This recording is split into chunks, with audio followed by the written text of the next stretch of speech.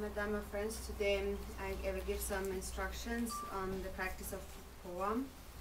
And as usual, all the Buddhist practices are included also in poem. And whatever Buddhist practice you engage in, they all have the same ultimate goal, and that is to attain the state of enlightenment, to become liberated from samsara. That is the only goal they all have. And for the poem, there is different levels of poem. The practices of Mahamudra and Dzogchen and so on, they are also referred to as Dharmakaya poem. And here we are talking about someone who has perfected those practices, who has realized those practices. And while it is called Dharmakaya poem, you then actually need no separate poem. It means that you will attain the state of enlightenment in the first bardo. And then secondly, there is the Sambhogakaya poem, and that is related to the creation stage of the Yidam deity. And if you have trained in the Yidam deity, even if you do not recognize the first bardo, you can recognize the Yidam in the second bardo. And then it is like awakening from sleep, and you remember the Yidam deity. If you are able to remember, you attain enlightenment in the Sambhogakaya, and that is called Sambhogakaya poem, transferring to the Sambhogakaya. And again, there is no need for a separate, an actual poa practice here. Here only the habituation to the creation stage is sufficient. And so for that there is a special instruction.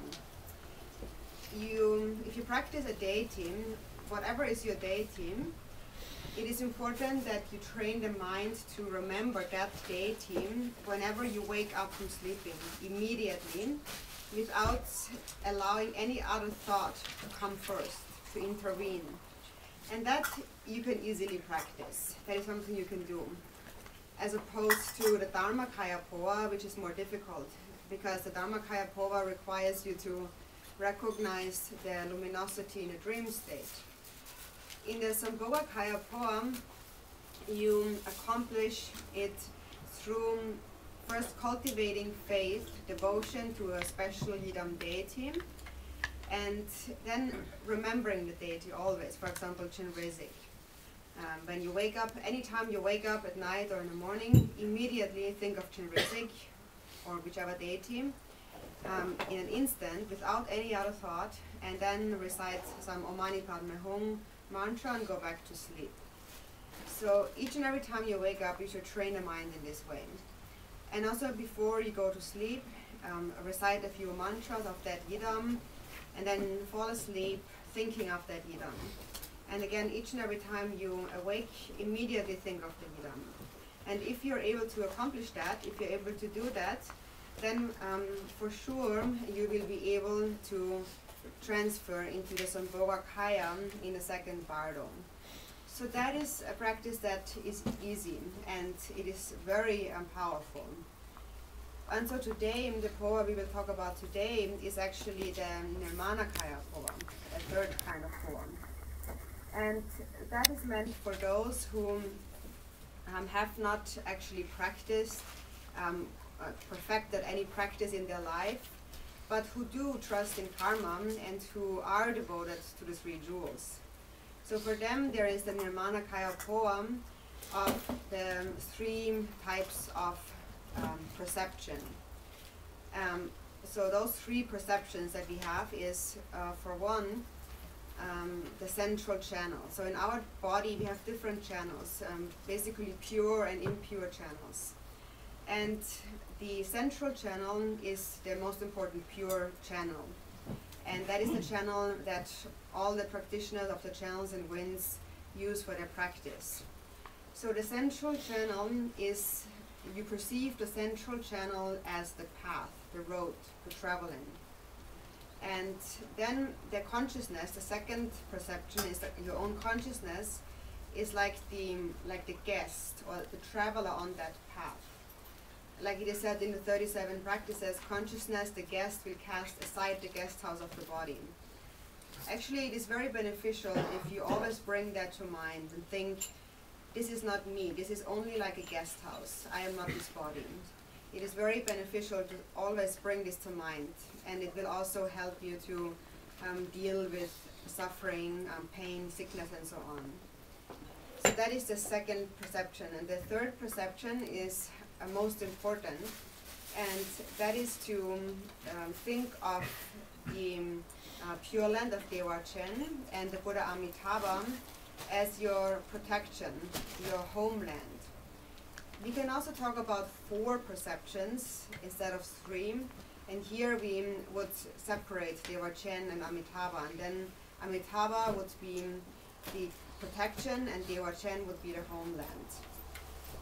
Or you can combine them and then you have 3. So the third is then the protector Amitabha and the homeland of Garchen. So this is the destination. And how you remember it is by thinking of the qualities of the Pure Land, of the Garchen, and the disadvantages of the human world. For example, even though we live in the higher realms and we have some happiness, we also have suffering. And the happiness that we do have is only acquired with great effort. Whereas in Garchen, the happiness is just there naturally, effortlessly, because it is the nature of bodhicitta. So think about the qualities of the Pure Land. That is the most important point of those perceptions.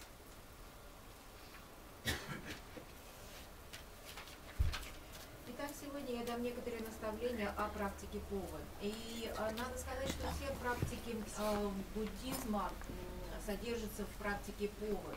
И с другой стороны, любая практика, какую бы вы ни практиковали, также имеет ту же самую цель, что и практика повы, то есть это достижение просветления.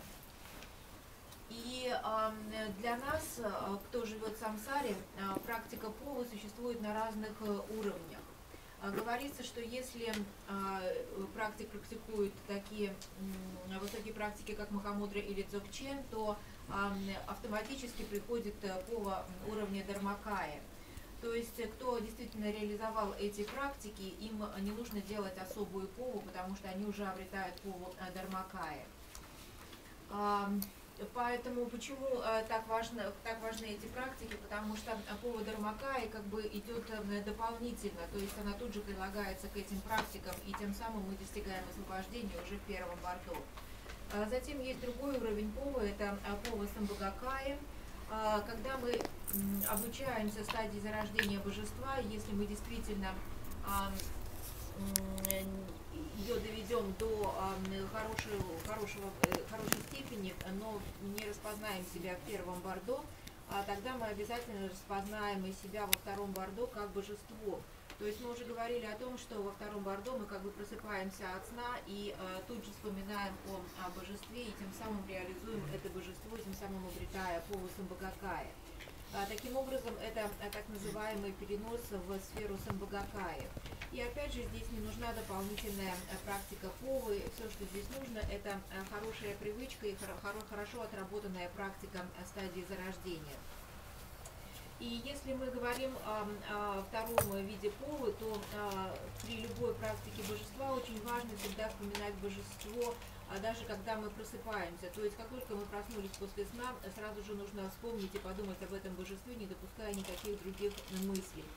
И Ринпоче говорит, что это действительно та практика, которую мы все можем делать, и она достаточно легкая. А вот пова Dharmakaya, она достаточно трудная. Здесь нужно распознать светоносность в собственном сне. При пове Самбхагакая самое важное — это культивировать преданность божеству и также всегда его помнить. То есть, если вы проснетесь посреди ночи, надо тут же вспомнить божество, например, Чинрази, и тут же произнести мантру Ом Мани Падме Хум, затем опять уснуть и так далее. И утром, когда мы просыпаемся, первым делом опять же нужно вспомнить свое божество. И перед тем, как ложиться спать, также хорошо было бы начитать несколько мантр этого божества, своего идама, а затем уснуть с этим воспоминанием об идаме. И когда мы просыпаемся, также тут же вспоминать о идаме. И если вы это сможете делать, то нет никаких сомнений в том, что вы сможете сделать перенос в сферу Самбхагакая во втором бордо. И Ринпоче говорит, что это очень легкая практика и также очень сильная. Ну а сегодня мы будем говорить о третьем виде повы, это пова Нирманакая. Она предназначена для тех, кто особо не делал практику, но кто имеет очень большое доверие к карме и верит в 3 драгоценности. И говорится, что в пове Нирманакая нужно хорошо помнить о 3 вещах. Первое — это центральный канал. То есть наше тело содержит в себе различные каналы, чистые и нечистые. И такой центральный канал является самым важным чистым каналом, и мы все используем его в нашей практике. И в данной практике, в практике повы, мы используем центральный канал как путь, как дорогу. И второе, о чем нужно помнить, это о нашем сознании. То есть мы всегда должны думать о нашем сознании как о некоем госте, который всего лишь навсего на время остановился в гостинице в нашем теле. И то же самое говорят и 37 практик Бодхисаттв, что настанет такое время, когда сознание покинет свою гостиницу. И вообще это воспоминание о том, что мы только временные гости в гостинице своего тела, оно очень хорошее, потому что оно помогает справляться и с болезнями, и с другими трудностями, поэтому об этом нужно думать почаще. И третье, о чем нужно помнить при пове Нирманакая, это о чистой земле, о Девачена и об Амитабхе. И здесь иногда упоминается, что нужно думать о 3 вещах, а в некоторых текстах говорится, что надо думать о 4 вещах. Здесь разница происходит в том, что иногда здесь разделяются Девачен и Амитабха. То есть иногда говорят, что нужно думать о Девачене как о защите и об Амитабхе как о родине, о том месте, куда мы должны прийти. Но когда их объединяют вместе, Девачен и Амитабху, то это получается вот эта 3-я вещь, о которой мы должны помнить, то есть Девачен и Амитабха. Итак, третье, о чем мы должны помнить при пове Нирманакая, это Амитабха и Девачен, то есть это то место, куда мы должны попасть. Как лучше всего об этом помнить и запомнить о них? Лучше всего постоянно напоминать себе о прекрасных качествах Девачена. То есть, хотя мы сейчас и обрели превосходную человеческую жизнь, и все равно эта человеческая жизнь полна различных недостатков. Например, у нас есть моменты счастья, но также есть и моменты несчастья. И все, что нас радует, обычно нам дается с очень большими усилиями. А вот в Девачене радость и счастье наступают естественным образом, потому что Девачен имеет природу бодхичиты, и все, что связано с бодхичитой, все, что происходит от бодхичиты, имеет природу счастья. И поэтому надо постоянно себе напоминать о качествах Девачена.